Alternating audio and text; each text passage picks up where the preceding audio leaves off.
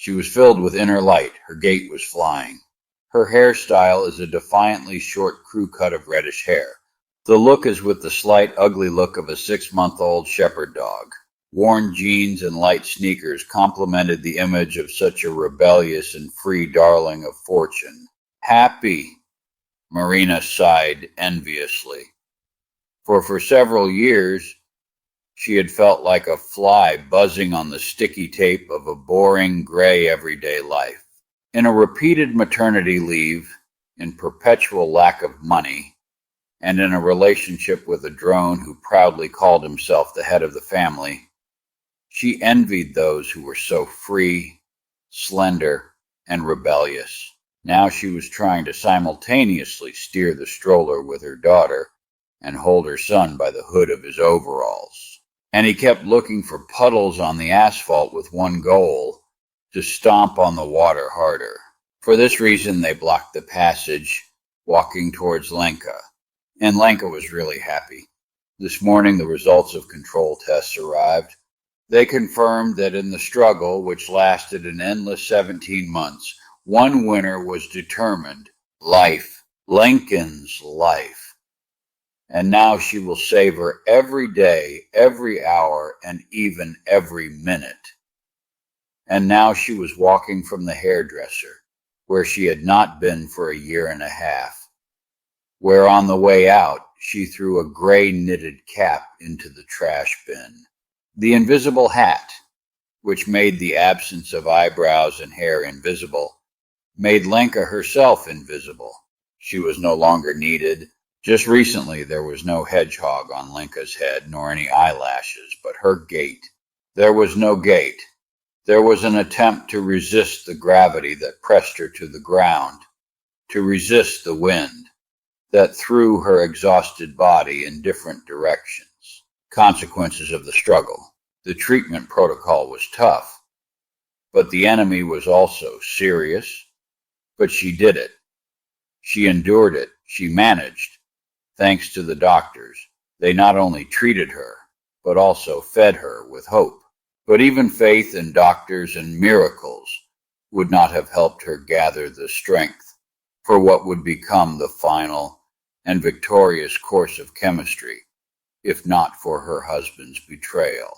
Sergei broke down quickly, just like his love. Love disappeared along with his wife's hair and her painful attacks of nausea. Loyalty disappeared after her firm decision to sell her parents' apartment in order to try to go to a paid clinic in Europe. But it turns out there was nothing else holding them back. He filed for divorce. With his departure, her husband awakened her last reserve: anger and transverse character. Lenka really wanted to prove to her ex that she can cope without him. Since positive dynamics appeared, which gave a high chance to local doctors, it did not work out with Europe. We decided not to waste time collecting money, but to consolidate the results here. Only now Sergei was no longer aware of the latest events. He was on the blacklist of contacts. These last tests were a formality. Lenka already knew without them that everything was over. By the brutal appetite that had manifested itself, by the strength that finally began to awaken in her exhausted body, by the way this time the bald spots on her head quickly healed. But the results of the research drove away the last worm of doubt. And today a new Lenka was born, without any strangers in her young and already healthy body. She knew that when her hair grew back, then they will lie in an unruly red mane, and nothing and no one will force her to gather them into a tight, inconspicuous bun. Elena, a decent woman, tidies up her hair, especially in the kitchen when preparing dinner for her husband. She remembered her mother-in-law's instructions. Elena, this is unacceptable. A married woman should not disgrace her husband with such a flaw. This is about genes, a remark from my husband. So the decent girl Lena, from a decent family that did not cause her parents any trouble, gradually became decent Elena, the wife of the son of another decent lady. She looked with envy at her classmates, whom a decent married woman should not look up to, but did not contradict her husband and his mother. The mother-in-law quickly established her own rules in the parental apartment, where she moved while the newlyweds were on their honeymoon along the Golden Ring of Russia. Her goal was noble, to help the formation of her son's family, and at the same time, to give her daughter the opportunity to improve her personal life after divorcing her husband, leaving her home. This trip was instead of the wedding itself and the white dress. If my parents had been alive, everything could have been different. Like many, even very decent girls, Lena dreamed of a white dress, a magnificent wedding, and at least a trip to Cyprus. But the tragic departure of her parents pushed Lena into marriage. She felt too lost and lonely. And here Sergei was reliable, in love. No one warned Lena that his mother was included in the package of married life, and it was impossible to refuse a gift in the form of a tour of his native country.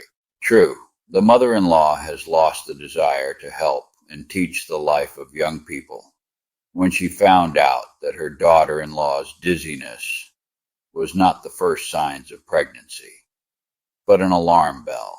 To her daughter's displeasure, she returned to her place. Come on. Lenka threw the memories aside. Yes, from today she is Lenka, in fashionable, albeit torn jeans. Her apartment will have her rules. There will be only her rules in her life. That's it. You don't owe anything to anyone.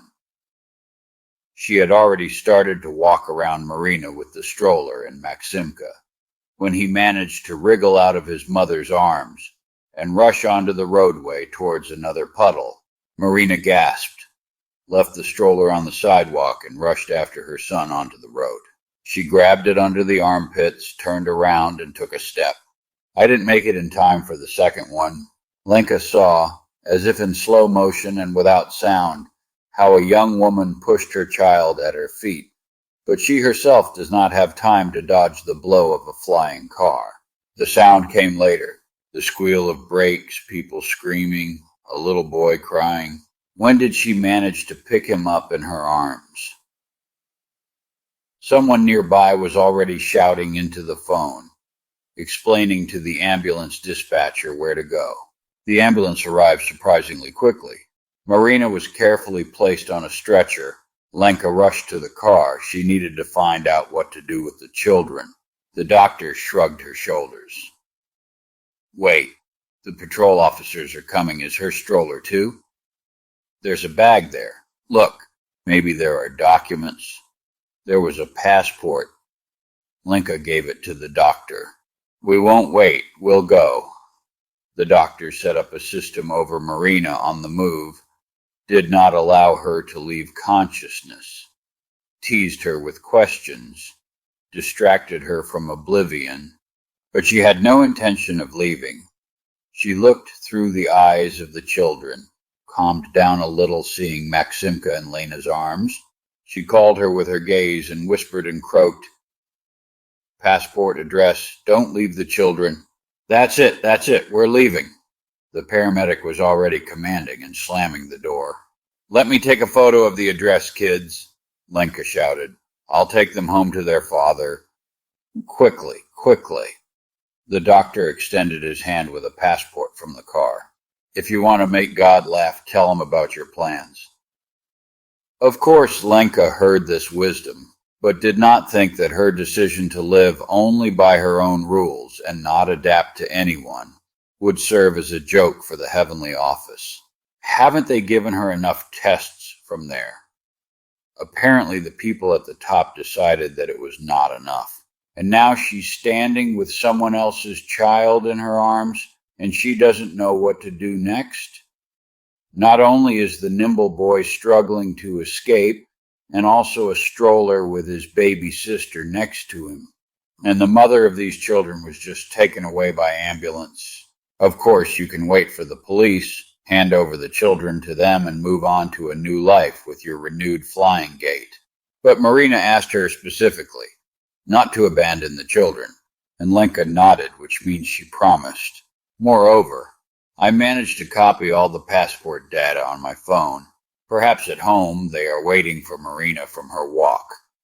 They are worried, and the children there are still better than they will be in the reception center. Surely the little one will wake up soon and demand milk. And Maxim clearly managed to get his feet wet, stomping through the puddles. No, Lenka won't wait for anyone. She'll just take the children to their house. When will they get there after all the official procedures? There are already enough witnesses to the attack on their mother without Lenka, and judging by the address, their apartment is somewhere nearby. The stroller was surprisingly very maneuverable, obeyed the slightest movement of the hand, and rolled easily. Maximka became quiet and walked calmly next to him, trustingly placing his palm in Lenka's hand. About 20 minutes later, Lenka was already pressing the intercom button with Marina's apartment number. The keys were in the bag that came with the stroller, but that would be too much. With keys to someone else's apartment. Yes, and Maxim said, "Dad is at home." The man's sleepy voice was saturated with discontent. What, too lazy to get the key? This is the last time I open it. Next time you will walk further. Please come down and receive the children. Marina ended up in the hospital. Lenka answered as softly and carefully as possible, deciding not to frighten the man with details yet. Somehow this is not how she imagined Marina's husband and adorable Maximka's dad, whom I literally fell in love with during these 20 minutes of travel. Eyelids swollen from sleep and even a cheek still bruised by the pillow. He stood in front of them, confused, in wide shorts, from which thin, hairy legs stuck out. Liquid hairs are collected in a sloppy ponytail, and the eyes are like those of a dog that was taken to a shelter. What about Marinka? Who are you? Which hospital? And what should I do now? And although Lenka had almost no answers to his string of questions, she explained the situation as best she could, in the hope of leaving quickly. But this infantile did not even make an attempt to let them into the entrance, not to mention simply picking up the children and saying thank you to the unfamiliar savior of his children. And she really wanted to say goodbye quickly and move on, enjoying freedom. Of course, she won't be able to completely forget the whole story, and she will definitely find out how Marina is doing. He will find out through a certificate. She will ask her to tell her that the children are with their dad, that she did not abandon them there by the road. Perhaps he will even visit the woman in the hospital later, but after. But Marina's husband didn't want to let her go at all. Igor had no idea how he would stay with the children because they had to be fed somehow, and Alina was breastfed, and he had to take over in the morning for a day, and his mother-in-law was in the village 160 kilometers away until he arrives.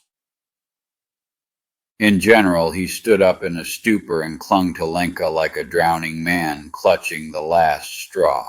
I had to get up with him to try to bring him to his senses, to direct him to at least some action. The apartment was cozy, as only sterile poverty can be cozy. Clearly, Marina was an excellent hostess. Each mismatched saucepan sparkled. A peeling gas stove could have stood in the operating room and not caused dissonance. It can be seen that even the cloth on the sink was subjected not only to washing, but also to repeated boiling. One head of the family seemed unkempt, maybe because of the stupid ponytail of greasy hair. No matter how much Lenka wanted to help the children and Yegor, she had little idea how. True, we managed to get through to the helpline and find out where Marina was taken.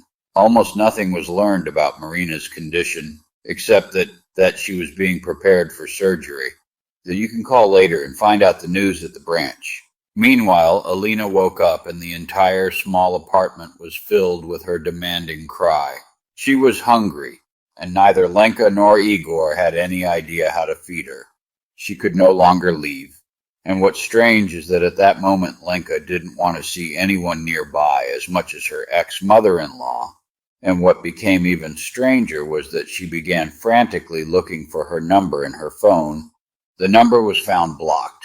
What's strange, though, who could she turn to? She didn't have anyone. There were no relatives.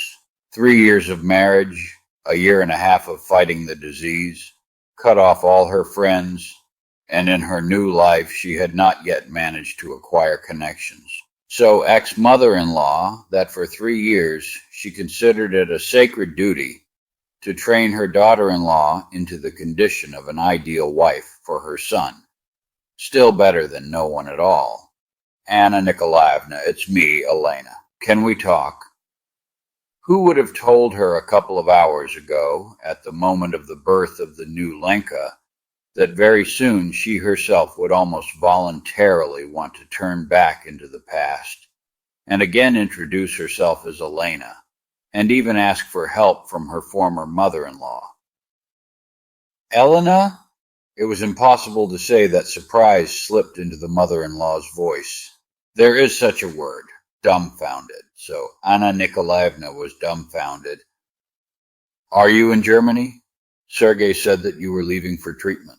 So everything worked out. What a joy. I tried and tried to reach you, but you were unavailable all the time. Lenotchka, I am very sorry for you. I was faint-hearted. I couldn't accept you so broken. And then I was very ashamed of my son. I hoped that he would be your support, but he also abandoned you. Only now Sergei has gone to the north. He doesn't even write to me. Just don't hang up, honey, please.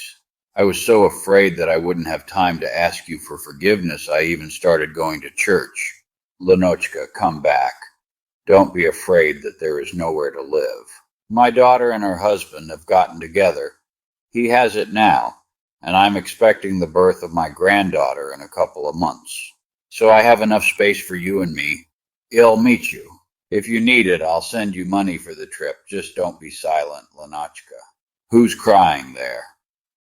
Lenka, in turn, was also taken aback by the avalanche of emotions that her once cold mother-in-law dumped on her. She also did not expect such a turn of events. Anna Nikolaevna, wait. We'll talk about me later. I'm here in the city. But I really need help. It's Alenka who's crying.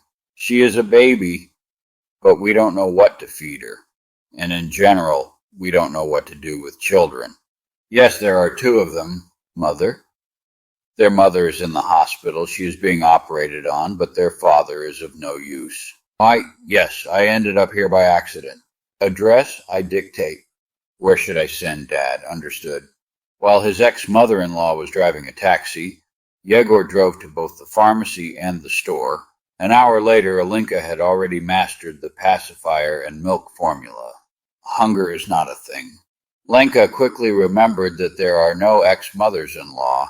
She and Yegor got rid of them quickly. 2 children in the house, but no dinner.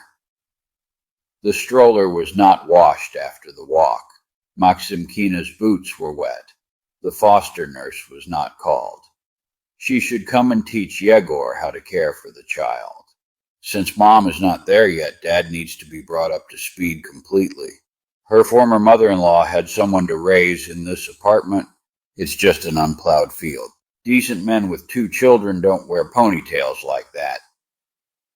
This was the first verdict after the well-fed Alenka fell asleep.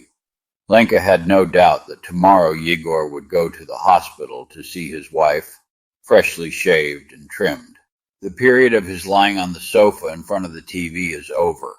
Anna Nikolaevna was also horrified by his work schedule. 3 days later, for the father of 2 children, she promised out loud to raise all her connections in the evening in order to provide a decent job for the young man. Lenka recognized her mother-in-law, but no longer felt trepidation, only admiration and relief. And she also realized that all the resentment and anger had receded.